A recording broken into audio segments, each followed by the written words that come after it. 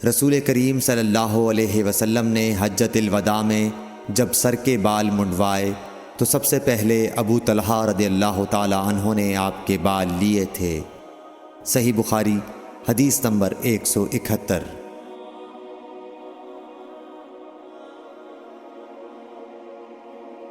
رسول اللہ صلی اللہ علیہ وسلم نے فرمایا کہ جب کتا تم میں سے کسی کے برتن میں سے کچھ پی لے تو اس کو 7 مرتبہ دھو لو تو پاک ہو جائے گا۔ صحیح بخاری حدیث نمبر 172۔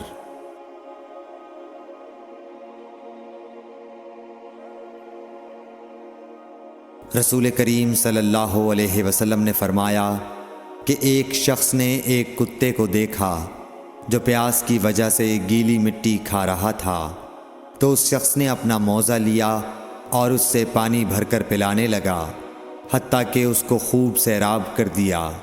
اللہ نے اس شخص کے اس کام کی قدر کی اور اسے جنت میں داخل کر دیا۔ صحیح بخاری حدیث نمبر 173۔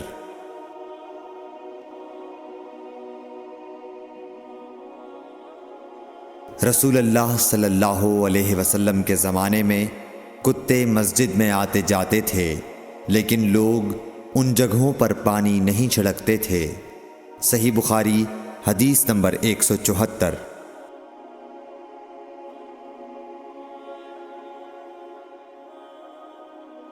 عدی بن حاتم کہتے ہیں کہ میں نے رسول اللہ صلی اللہ علیہ وسلم سے کتے کے شکار کے متعلق دریافت کیا تو آپ صلی اللہ علیہ وسلم نے فرمایا کہ جب تو اپنے سدھائے ہوئے کتے کو چھوڑے اور وہ شکار کر لے تو تو اس شکار کو کھا، اور اگر وہ کتا اس شکار میں سے خود کچھ کھا لے تو تو اس کو نہ کھائیو، کیونکہ اب اس نے شکار اپنے لیے پکڑا ہے۔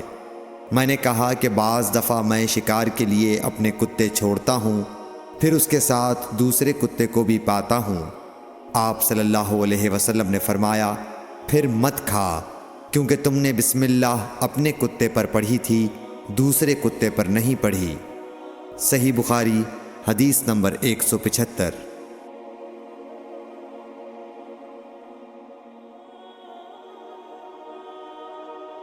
رسول کریم صلی اللہ علیہ وسلم نے فرمایا کہ بندہ اس وقت تک نماز ہی میں رہتا ہے جب تک وہ مسجد میں نماز کا انتظار کرتا رہے، تا وقت کہ وہ حدث نہ کرے۔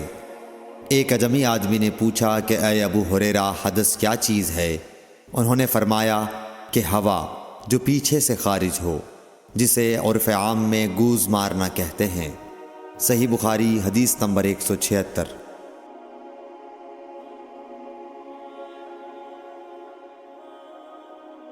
رسول اللہ صلی اللہ علیہ وسلم نے فرمایا کہ نمازی نماز سے اس وقت تک نہ پھرے جب تک ریح کی آواز نہ سن لے یا اس کی بو نہ پا لے۔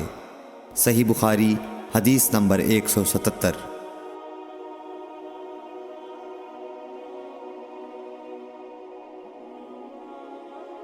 حضرت علی رضی اللہ تعالی عنہ نے فرمایا کہ میں ایسا آدمی تھا جس کو سیلان مزی کی شکایت تھی، مگر رسول اللہ صلی اللہ علیہ وسلم سے دریافت کرتے ہوئے مجھے شرم آئی تو میں نے ابن الاسود کو حکم دیا۔ انہوں نے آپ صلی اللہ علیہ وسلم سے پوچھا، آپ نے فرمایا کہ اس میں وضو کرنا فرض ہے۔ صحیح بخاری حدیث نمبر 178۔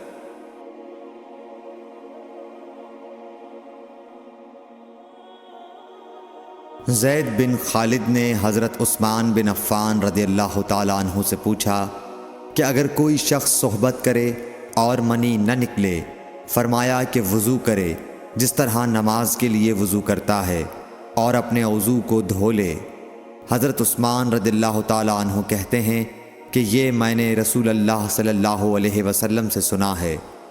زید بن خالد کہتے ہیں کہ پھر میں نے اس کے بارے میں حضرت علی، زبیر، طلحہ اور ابی بن کعب رضی اللہ عنہم سے دریافت کیا، سب نے اس شخص کے بارے میں یہی حکم دیا۔ صحیح بخاری حدیث نمبر 179۔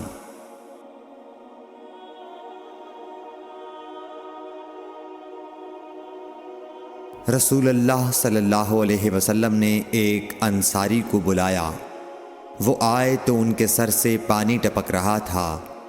رسول کریم صلی اللہ علیہ وسلم نے فرمایا، شاید ہم نے تمہیں جلدی میں ڈال دیا۔ انہوں نے کہا، جی ہاں۔